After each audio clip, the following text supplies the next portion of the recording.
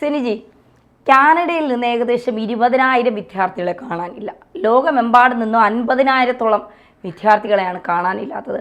ഇവരൊക്കെ എങ്ങോട്ട് പോയി എന്നുള്ളൊരു ചോദ്യം ഒരു സൈഡിൽ നിൽക്കുമ്പോഴും ട്രംപ് വന്നതിന് ശേഷം ഈ കാണാതായത് വലിയ ദുരൂഹതയായി തുടരുന്നുണ്ടോ? നമുക്കറിയാം, ലോകത്തിലെ ഏറ്റവും വലിയ രാജ്യങ്ങളിലൊന്നാണ് കാനഡ. അതായത് ഇപ്പോൾ റഷ്യ കഴിഞ്ഞാൽ ഏറ്റവും ഭൂവിസ്തൃതിയുള്ള രാജ്യങ്ങളൊന്ന് കാനഡയാണ്. ഈ കാനഡയിലേക്ക് കൂടുതൽ ആളുകൾ വരട്ടെ എന്ന് കനേഡിയൻ സർക്കാരിന് എപ്പോഴും താല്പര്യമുണ്ട്. അതുകൊണ്ടാണ് ഇന്ത്യയിൽ നിന്നുൾപ്പെടെ വലിയൊരു ജനവിഭാഗം എപ്പോഴും അവിടേക്ക് പോകുന്നത്. നമുക്കറിയാമല്ലോ, ഈ ഖലിസ്ഥാൻവാദികളുടെ ഒരു അഭയ കേന്ദ്രം എന്ന് പറയുന്നത് കാനഡയാണ്. കാരണം അവിടേക്ക് ചെല്ലുന്നു, അവിടെ താമസിക്കാൻ ഒരുപാട് സ്ഥലമുണ്ട്, കൃഷി ചെയ്യാനുള്ള സ്ഥലമുണ്ട്. അപ്പോൾ അവരെയൊക്കെ തന്നെ ആ രാജ്യം അബ്സോർബ് ചെയ്യും.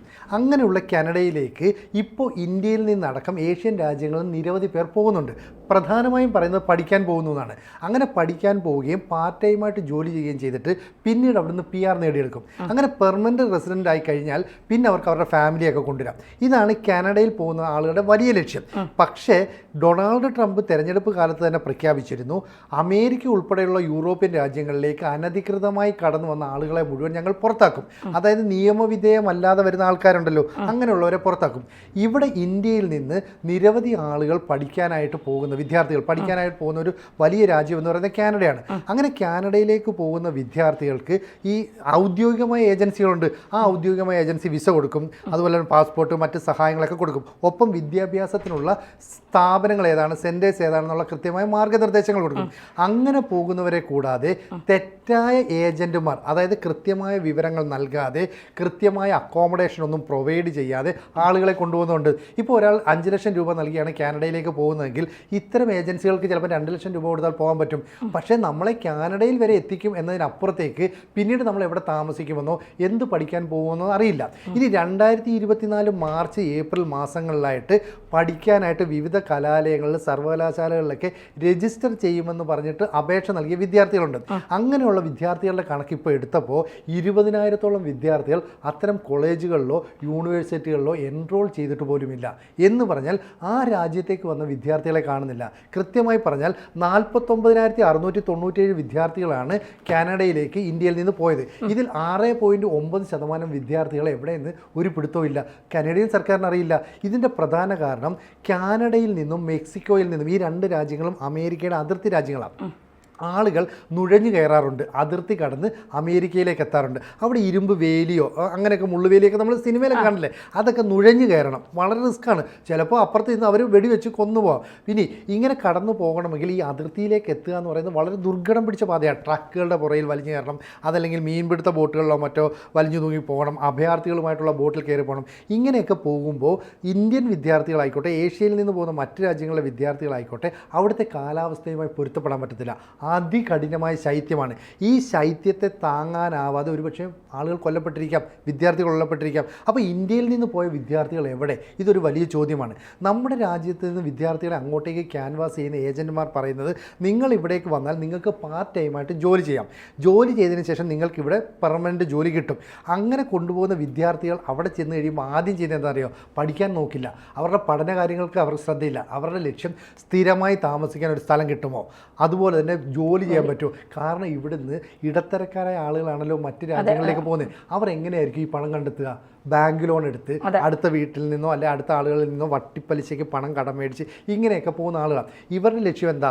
പഠന കാലയളവ് തീരുമ്പോഴേക്കും ഈ മേടിച്ച ബാങ്ക് ലോൺ പൂർണ്ണമായി അടച്ചു കഴിയണം. അല്ലെങ്കിൽ എവിടെ നിന്നൊക്കെയോ പണം മേടിച്ച് വീടിൻ്റെ വസ്തുവൊക്കെ ലോൺ കൊടുത്തിട്ടൊക്കെ പോകുന്ന ആൾക്കാരുണ്ട്. അത് മുഴുവൻ അടച്ചു തീർത്ത് ഇത് സ്വതന്ത്രമാക്കിയെടുക്കണം. അപ്പോൾ പഠനത്തിന് അവർ മുൻഗണന കൊടുക്കുമോ? ഇല്ല. പാർട്ട് ടൈം ജോലിക്കാണ് മുൻഗണന കൊടുക്കുന്നത്. സാധാരണഗതിയിൽ ഒരു രാജ്യത്ത് ചെന്നാൽ ഇത്ര മണിക്കൂർ മാത്രമേ പാർട്ട് ടൈമായിട്ടൊരു വിദ്യാർത്ഥിക്ക് ജോലി ചെയ്യാൻ പറ്റൂ. പക്ഷേ അനധികൃതമായി തെറ്റായ വിവരങ്ങൾ നൽകി കൊണ്ടുപോകുന്ന ഏജന്റന്മാരാണ് ഇവരെ എത്തിച്ചതെങ്കിൽ അവർ 1-2 സ്ഥാപനങ്ങളിൽ 2 സമയത്തൊക്കെ പാർട്ട് ടൈം ജോലിക്ക് പോകും. അപ്പോൾ രാവിലെ പഠിക്കാൻ പോകുന്നതിന് പകരം ഇവർ ജോലിക്ക് പോകുന്നു, ഉച്ചയ്ക്ക് പഠിക്കാൻ പോകുന്നതിന് പകരം ജോലിക്ക് പോകുന്നു. അപ്പോൾ ഇവരുടെ പഠനം അവിടെ നടക്കുന്നില്ല. അപ്പോൾ ഈ വിദ്യാർത്ഥികൾ പഠനാവശ്യത്തിനെന്ന് പറഞ്ഞ് കാനഡയിലേക്ക് പോകുന്നു, പക്ഷേ വിദ്യാർത്ഥികളെ കാണാനില്ല. മൊത്തത്തിൽ പറഞ്ഞാൽ വിവിധ രാജ്യങ്ങളിൽ നിന്ന് 50,000-ഓളം വിദ്യാർത്ഥികളെയാണ് ഇപ്പോൾ കാനഡയിൽ നിന്ന് കാണാതായത്. ദുരൂഹത ഉണ്ടാവില്ലേ? തീർച്ചയായിട്ടും ദുരൂഹത ഉണ്ടാവും. ഈ വിദ്യാർത്ഥികൾ എവിടെ പോയി? അനധികൃതമായി മറ്റ് രാജ്യങ്ങളിലേക്ക് കുടിയേറാൻ ശ്രമിച്ചുവോ, അത്തരം സമയങ്ങളിൽ വെടിവെച്ച് കൊല്ലപ്പെട്ടോ, ഇപ്പോഴും ജീവിച്ചിരിപ്പുണ്ടോ, ഇവരൊക്കെ മറ്റു രാജ്യങ്ങളിലേക്ക് പോയോ എന്നൊക്കെയുള്ള സംശയങ്ങൾ പലതരത്തിൽ ദുരൂഹമായി തുടരുകയാണ്. പ്രത്യേകിച്ച് ഇപ്പോൾ കാനഡയുടെ ഒരു അവസ്ഥ വളരെ പരിതാപകരമായി പോവുകയാണ്. കാനഡയുടെ അതേ രാജിവെക്കുകയും ചെയ്തല്ലോ. അപ്പോൾ കാനഡയെ കൂടെ ഞങ്ങളുടെ രാജ്യത്തേക്ക് വരൂ എന്നുള്ള ഒരു ഓഫറും കൂടി ട്രംപ് നൽകിയ സ്ഥിതിക്ക് ഇനി അനധികൃതമായി കുടിയേറ്റക്കാരുടെ കാര്യത്തിൽ അല്ലെങ്കിൽ വിദ്യാർത്ഥികളുടെ കാര്യത്തിലൊക്കെ എന്ത് നിലപാടായിരിക്കും അമേരിക്ക കൂടി സ്വീകരിക്കുന്നത് എന്നുള്ളത് നമ്മൾ പക്ഷേ എങ്കിൽ പോലും ഒരു ദുരൂഹത എവിടെയോ നിലനിൽക്കുന്നുണ്ട്. ഈ 50,000 കുട്ടികളെയൊക്കെ കാണാനില്ല എന്ന് പറയുമ്പോൾ ഇവരൊക്കെ എവിടെ പോയി, എങ്ങോട്ട് പോയി, ഇനി ഏറ്റവും ഒടുവിൽ സംശയിക്കേണ്ടത് വല്ല തീവ്രവാദ സംഘടനകളിലും ചെന്ന് പെട്ടിട്ടുണ്ടോ, അങ്ങനെ വരെ നമ്മൾ സംശയിക്കേണ്ടിയിരിക്കുന്നു എന്നുള്ളതാണ്. ഇപ്പോൾ സിനിജി പറയുന്നത് പോലെ കാനഡയിലൊക്കെ പോകുന്നെങ്കിൽ 25 ലക്ഷം 30 ലക്ഷം രൂപയൊക്കെയാണ്. പഠനത്തിനാണെങ്കിലും വെറുതെ ജോലി കിട്ടി പോകുന്നവർക്കും 10 ലക്ഷത്തിന് മുകളിൽ ചിലവുകൾ വരും. ഇവരൊക്കെ പോകുമ്പോൾ ഈ പൈസ ബാങ്ക് ലോൺ എടുത്തും വട്ടിപ്പലിശയ്ക്ക് എടുത്തും കടം വാങ്ങിയും സ്വർണ്ണ പണയം വെച്ചും ഒക്കെ വളരെ ബുദ്ധിമുട്ടിയായിരിക്കും ഇടത്തരക്കാർ ഇതിലേക്ക് പോകുന്നത്. പോയി കഴിഞ്ഞതിന് ശേഷം പിന്നെ ഇവരെക്കുറിച്ച് ഒരു വിവരവും വീട്ടുകാർക്ക് ഇല്ല എന്ന് പറയുമ്പോൾ എവിടെ ചെന്നാണ് ഇവർ അന്വേഷിക്കേണ്ടത്? പോയത് കാനഡ എന്ന് പറയുന്ന ഒരു രാജ്യത്ത്, ആ രാജ്യത്ത് എവിടെ പോയി ഈ എത്തിപ്പെട്ട കുട്ടികളെ അന്വേഷിക്കുമെന്നുള്ളൊരു ചോദ്യമുണ്ട്. അപ്പോൾ എന്താണ് ഇതിൽ സംഭവിക്കുക, എന്താണ് യഥാർത്ഥത്തിൽ ഇവർക്ക് സംഭവിച്ചത് എന്നൊക്കെയുള്ളത് പുറത്തു വരണ്ടേ? കാരണം ഇന്ത്യയിൽ നിന്നൊക്കെയാണ് വിദേശ രാജ്യങ്ങളിൽ ഏറ്റവും കൂടുതൽ ആളുകൾ കുടിയേറുന്നതും പോകുന്നതും. പഠിക്കാനുള്ള +2 ഒക്കെ കഴിഞ്ഞാൽ ഇപ്പോൾ കുട്ടികൾക്ക് വിദേശ രാജ്യങ്ങളിൽ മതി പഠനം. അപ്പം അത്തരത്തിൽ പോകുന്ന നമ്മൾ ഒരു സ്ഥലത്തേക്ക് നമ്മുടെ മക്കൾ പോകുന്നു എന്ന് പറയുന്നു, കുറച്ച് നാൾ കഴിഞ്ഞ് അവരെ കാണാതെ വരുമ്പോൾ നമ്മൾ എവിടെ പോയാണ് ഇവരെ അന്വേഷിക്കേണ്ടത് എന്നുള്ളൊരു ചോദ്യം ഇവിടെ വലിയ രീതിയിൽ നിലനിൽക്കുന്നുണ്ട്. അപ്പോൾ ഇവർക്കൊക്കെ എന്താണ് സംഭവിച്ചത്? ഇതിൽ ആരാണ് ഇനി ഒരു ഉത്തരം പറയുന്നത്? കാരണം ഞാൻ പറയാം, അതായത് കാനഡയിലെ പല യൂണിവേഴ്സിറ്റികളും കോളേജുകളും ഉണ്ട്. ഇതിൽ കുറേ എണ്ണം ഈ പറയുന്ന സർക്കാരിന്റെ നിയന്ത്രണത്തിലുള്ള, ബാക്കി കുറേ എണ്ണം സ്വകാര്യ മേഖലയിൽ. നമുക്കറിയാലോ സ്വകാര്യ മേഖലയിലെ എഞ്ചിനീയറിംഗ് കോളേജുകളുടെ ഇവിടുത്തെ അവസ്ഥ, എത്ര എണ്ണം പൂട്ടിപ്പോയി. പോളിടെക്നിക്കുകൾ അല്ലെ, നഴ്സിംഗ് കോളേജുകൾ. ഇതേപോലെ തന്നെയാണ് കാനഡ എന്ന് പറയുന്ന വിദൂരമായ ഒരു രാജ്യം.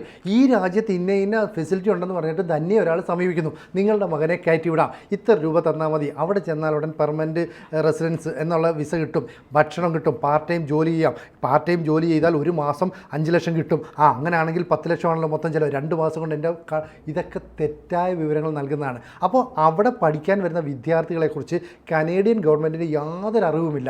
അവർ ആ വിദ്യാർത്ഥികളുടെ പഠനകാര്യത്തെക്കുറിച്ച് ചിന്തിക്കുന്നില്ല. ഓരോ കോളേജുകളിലും എത്ര ഫീസ് വേണം എന്നത് സംബന്ധിച്ച് ഔദ്യോഗികമായ ഒരു രേഖകളില്ല. ആ വിദ്യാർത്ഥികളോട് പഠിക്കാൻ വരുന്നുണ്ടോ എന്നറിയില്ല. എന്ന് പറഞ്ഞാൽ പഠനാവശ്യവുമായി ബന്ധപ്പെട്ട വിസ എടുത്ത് വരുന്ന വിദ്യാർത്ഥികൾക്ക് സർവ്വ സ്വതന്ത്രരായി കനേഡിയയിൽ നടക്കാം. അപ്പോൾ കാനഡ എന്ന് പറയുന്ന രാജ്യത്ത് എല്ലാ സ്വാതന്ത്ര്യമുണ്ട്. മാത്രമല്ല ഖലിസ്ഥാൻവാദികൾ എന്ന് പറയുന്ന ഇന്ത്യ നൊട്ടോറിയസ് ക്രിമിനൽ എന്നൊക്കെ മുദ്ര കുത്തിയ നിരവധി ആൾക്കാരുണ്ട്. ഗുർബത്വന്ത് സിംഗ് പന്നൂരൊക്കെ ഉണ്ട്. അപ്പോൾ ഇവരുൾപ്പെടെയുള്ള ആളുകളുടെ വലയിലേക്ക് കുറേ വിദ്യാർത്ഥികൾ പെട്ടുപോയിട്ടുണ്ടെങ്കിലോ ഇനി മറ്റൊരു ഓപ്ഷനാണ് ധന്യ പറഞ്ഞ പോലെ അമേരിക്കൻ രാജ്യങ്ങളിലേക്ക് കയറുക ഇവരുടെ സ്വപ്നമാണ്. അത് നുഴഞ്ഞു കയറുകയാകാം. അതികഠിനമായ ശൈത്യത്തിലൂടെ നടന്ന് കാൽനടയായി നടന്ന് ദിവസങ്ങളോളം നടന്ന് അതിർത്തിക്ക് അപ്പുറത്തേക്ക് പോകുന്നതാകാം. ഈ അതിർത്തിക്ക് അപ്പുറത്തേക്ക് കടക്കണമെങ്കിൽ അവിടെയും ഏജന്റുമാരുണ്ട്, അവർക്ക് പൈസ കൊടുക്കാം. ഈ പൈസ കൊടുത്തിട്ട് അവരെ വിട്ടില്ലെങ്കിൽ അവരുടെ അടുത്ത് ചോദ്യം ചെയ്യാം. അപ്പോൾ അവർ ഗുണ്ടാ സംഘമായിരിക്കില്ലേ, അവർ വെടിവെച്ച് വന്നിട്ട് കടലിലേക്ക് തള്ളിയാൽ എങ്ങനെ കണ്ടുപിടിക്കാൻ പറ്റും? മാത്രവുമല്ല ഇവരൊന്നും തന്നെ ഈ ഔദ്യോഗികമായ രേഖകളുമായി വന്നതല്ലാത്തതുകൊണ്ട് ഇന്ത്യൻ സർക്കാരിന് അതിൻ്റെ ഫോളോ അപ്പ് അല്ല അതിൻ്റെ പിന്നാലെ പോകാനൊന്നും കഴിയില്ല. അപ്പോൾ ചുരുക്കം പറഞ്ഞാൽ കാനഡയിൽ നിന്ന് 20,000 വിദ്യാർത്ഥികളാണ് അപ്രത്യക്ഷമായി എന്ന് പറയുന്നു. ഇപ്പം ഈ ജസ്റ്റിൻ ട്രൂഡോയെ ഡൊണാൾഡ് ട്രംപ് അംഗീകരിച്ചില്ല, അതുകൊണ്ട് തന്നെ അദ്ദേഹത്തിന് രാജിവെക്കേണ്ടി വന്നു. എന്നിട്ട് പറയുന്നു കാനഡയിലുള്ളവരും മെക്സിക്കോയിൽ ഉൾപ്പെടെയുള്ള എല്ലാ ആളുകളെയും കൊണ്ടുപോകണം, ഇന്ത്യക്കാരായ 20,000-ഓളം ആളുകളെ തിരിച്ചയക്കുമെന്നും ട്രംപ് പറഞ്ഞിട്ടുണ്ട്. ചുരുക്കം പറഞ്ഞാൽ കാനഡയിലെത്തിയ 50,000-ഓളം വിദ്യാർത്ഥികൾ ലോകമെമ്പാടും നിന്നുള്ളവരെ കാണുന്നില്ല. ഇന്ത്യക്കാരായ 20,000 വിദ്യാർത്ഥികൾ മിസ്സിംഗ് ആണ്. വളരെ ദുരൂഹതയുണ്ടാക്കുന്നുണ്ട്. കാനഡ സർക്കാരും ഇന്ത്യ ഗവൺമെൻറ്റും തമ്മിൽ നയതന്ത്രപരമായ ഇടപെടൽ ഉണ്ടാകുമോ എന്നൊക്കെയുള്ളത് നമ്മൾ കണ്ടു തന്നെ അറിയേണ്ടതാണ്.